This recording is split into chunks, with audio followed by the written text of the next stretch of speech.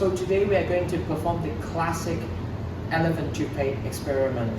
So right now we have hydrogen peroxide solution over here. This one is 30%, and I have diluted and made a 15% also over here.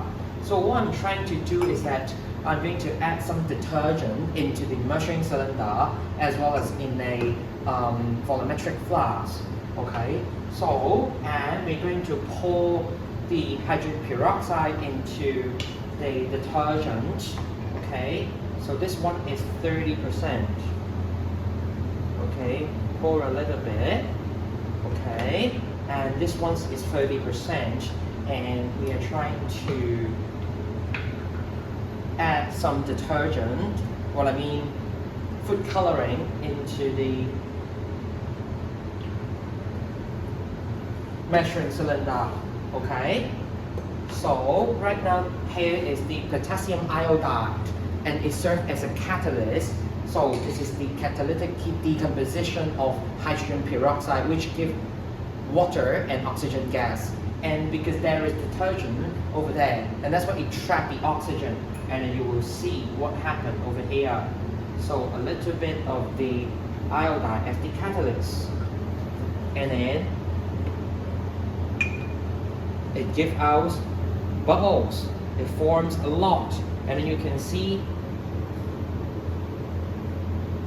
a rapid evolution of the oxygen gas. So it looks like a toothpaste over here. Alright, very good. So it forms a lot. And I can feel the heat over here because this reaction is actually exothermic in nature. Alright.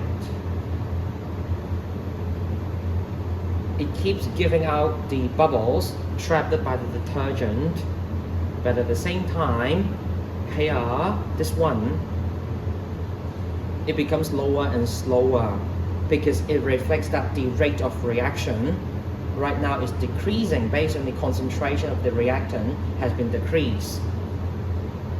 Isn't it very beautiful? Okay, so let's work on a less vigorous one by using only 15%. Okay, so I'm going to add the hydrogen peroxide. This one is 15%.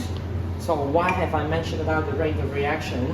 Basically, the idea is that if we look at the rate of the formation of the foam, okay, look at the height with respect to time, because right now with the technology, you can look at the time frame underneath in the YouTube bar here.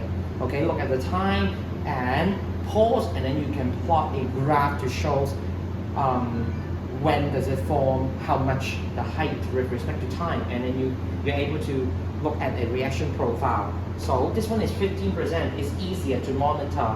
Okay, maybe I also add some of the food coloring so that it's easier to look at. Okay, so this one is 15%. Okay, so it should be less vigorous compared to the 30%, this one. Okay, so the rate should be half this one.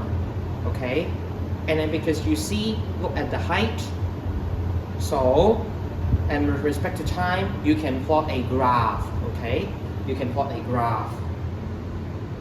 So this is relatively slower, and then you can see the reaction profile based on that. Okay, it still forms a lot. Okay, now also it is because of the diameter of the tube.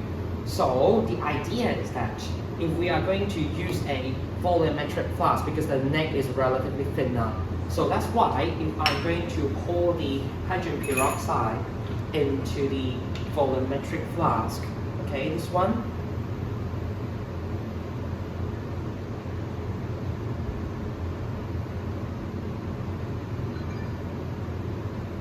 alright,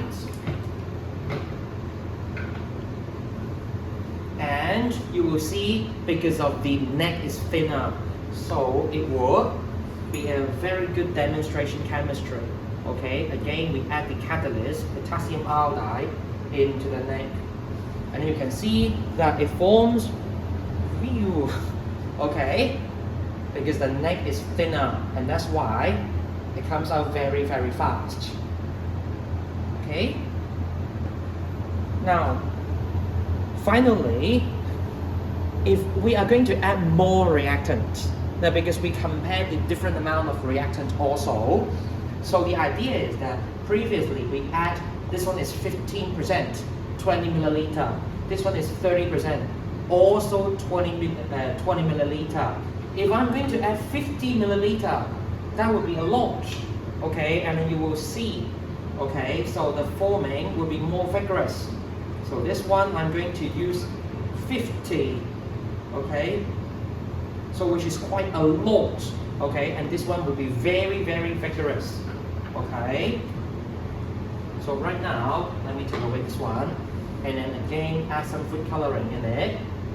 So should be good enough, and then this one should be very, very fast, and you will see that it's no longer a toothpaste but a cotton candy.